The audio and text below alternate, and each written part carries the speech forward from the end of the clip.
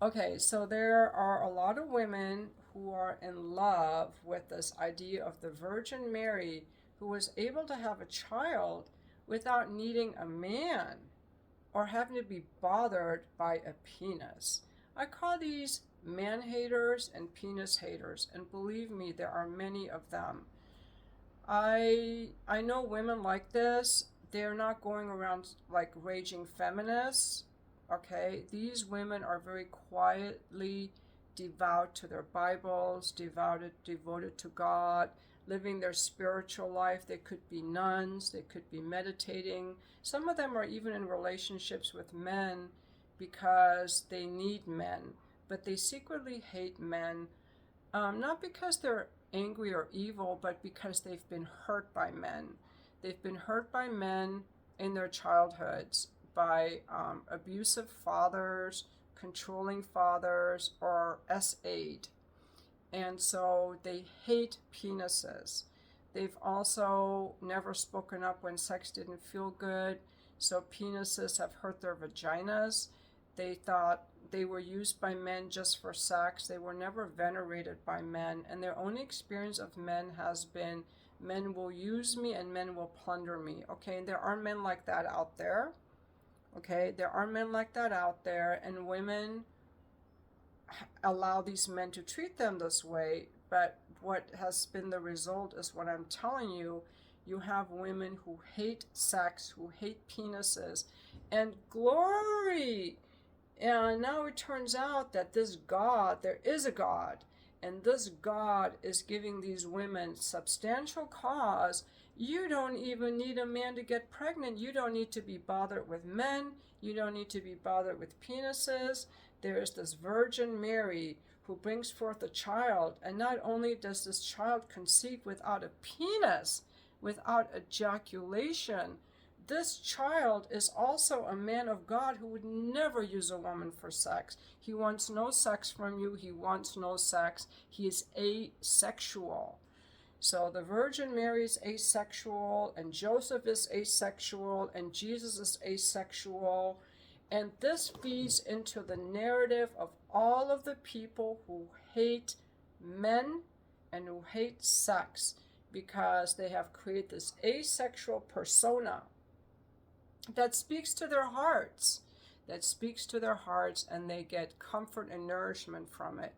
Now, if you get comfort and nourishment from religion, I don't want to take that away from you because we all need a source of comfort in our lives. And getting a source of comfort, I don't care if it's praying to a doorknob, it's good. We all have to have something that gives us comfort, that helps us regulate our nervous system, that gives us a sense of security. That's important. I'm just saying that this whole Virgin Mary thing is a bunch of bullshit made up by initially the church came up with all of this to control people. They knew if we can control people's sex drives, then we are going to be able to control people and have them follow us and give us money and give us power.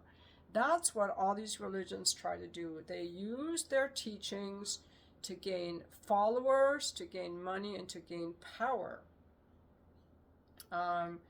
Now, I do know people who are religious, who are very devout, and it gives them comfort. So I'm not coming after you. I'm just saying that a lot of that, I'm just saying it makes no sense to portray life as not requiring sexual fusion. It's a fantasy. And I'm just saying that there are women who are man haters who subscribe to that fantasy. I myself was raised by a woman who hated men, okay? So this is a little bit personal for me. I was raised by a woman who hated men. She didn't want to hate men, but she does. And she blames her hatred of men against all of her past lives in which men have abused and molested her and burned her at the stake, frankly. Who knows? Maybe it happened. Maybe it didn't happen. I really don't know, but she's convinced of that, and she spent many years of her life trying to overcome this But I'm like, I think this comes from your childhood. Oh, no, no, no, no, this is not my childhood. This is all past lives. And men are just bad. Men are not as evolved as women. This is what I grew up with. And, um, and my mom told me, because I was already meditating when I was 12 years old, she said, once you're enlightened, you will not want sex. Sex is for the non-spiritual people. That's what I grew up with. The sex shaming I grew up with. And I decided, this is why I started having sex when I was 16. I was like, I want to experience sex before I'm enlightened. So I went out to have sex with the first boyfriend who showed interest in me in high school. And this guy really liked me, bless his heart. It was very awkward. I write about it in my book, The Fuck List. But a lot of the compassion I've shown for men throughout my life comes from trying to make up for my mom, who hated men. Because I loved my ex-husband, I loved my sons, and even my mom had trouble loving my sons.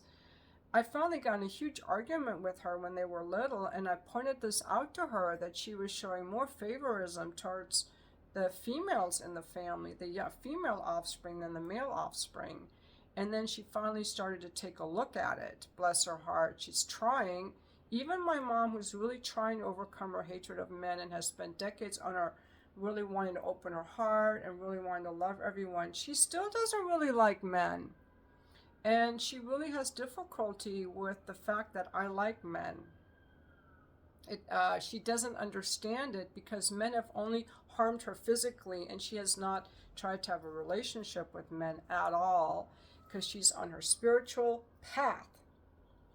And bless her heart, I don't want to take that from her, but I'm just saying there are a lot of messed up women in this world who, I don't care whether they're choosing their cats or their travel or their girlfriends or their spiritual practice and their spiritual bypassing.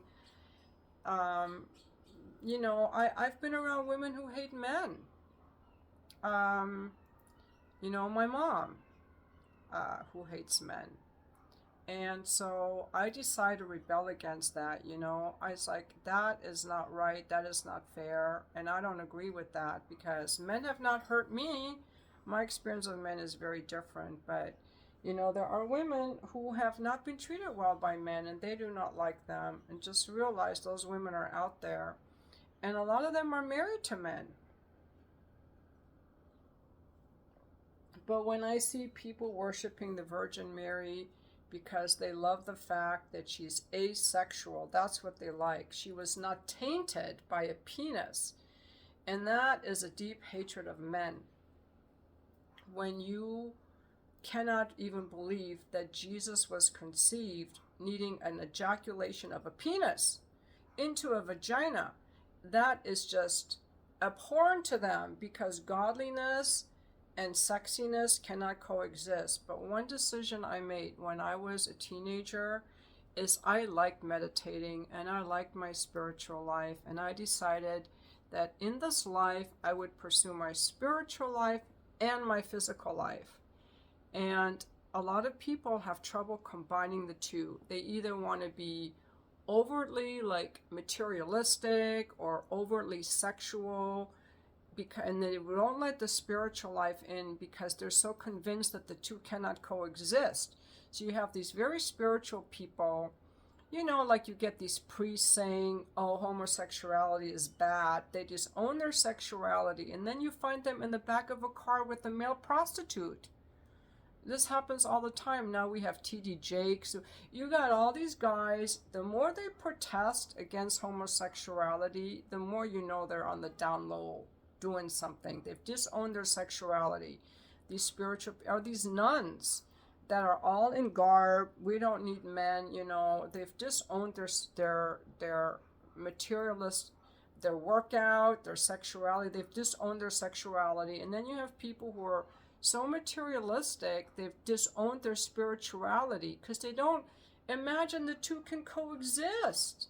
But I'm here to tell you that it is our human journey. We're born to love and be loved, and we are spiritual beings in physical form. That's what I say. We are spiritual beings in physical form, And we are here to fuse our spiritual life with our physical life.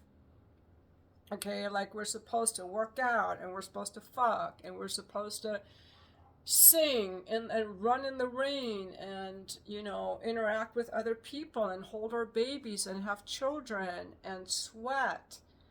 And we're also supposed to be quiet and pray and reflect and meditate and admire the stars and just be in silence.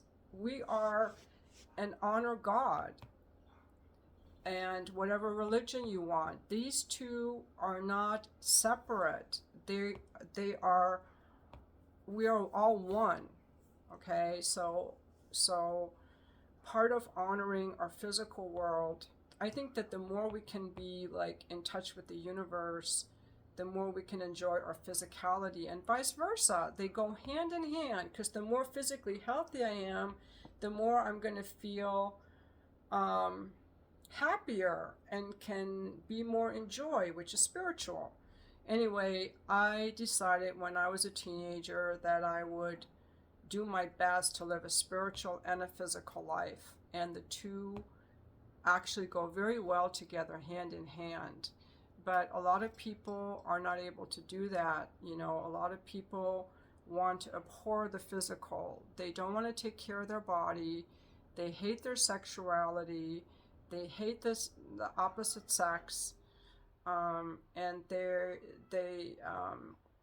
just coming from wound and pain and trauma. So I just challenge you to see yourself as a spiritual being in physical form, and try that on and see if you can integrate the two and love both sides of yourself. The part of you that wants to be physical and work out and sweat and run through the rain, and the part of you that just wants to honor God and be in awe of creation. Because every DNA, our whole body is just made of creative intelligence. We are creative intelligence. We are not random things. Like, there is creativity and there is intelligence. That's what Maharishi always said in the science of creative intelligence, that creative intelligence is at the basis of everything. You can even look at our DNA. Did you know there's more space in our DNA than solid matter? It's all very miraculous. You even think about your heart that's beating right now. That's all creative intelligence. And that gives rise to the physical world, like it's all intertwined. So that's what I want to say, and I do not believe that the mother of Jesus was some virgin. I hope that she had really good sex when she conceived Jesus, and I do not even know if Jesus was celibate or not. They don't really say that, but they put him up as this awesome guy who doesn't even want to fuck. That is so bizarre to me. I cannot imagine a man that never wanted to fuck. How would his penis even work if he never had a release? As if having a release takes him away from God. It's a lot of sex shaming, in my opinion, and that's all I want to say. Now, the religious people can come after me, but again, I just mute people who are disrespectful. You can write whatever you want, but once you're muted, you lose your privileges to leave comments.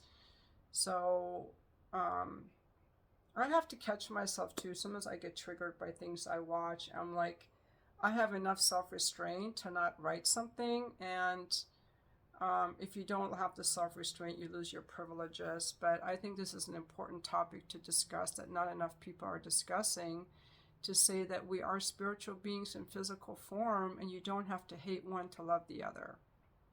You can embrace both.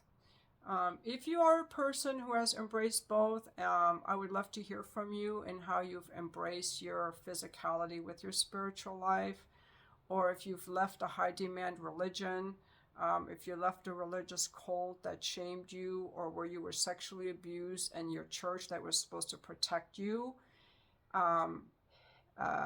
encouraged it by being silent and letting you as a child be abused. We see a lot of sexual abuse happening in the name of religion.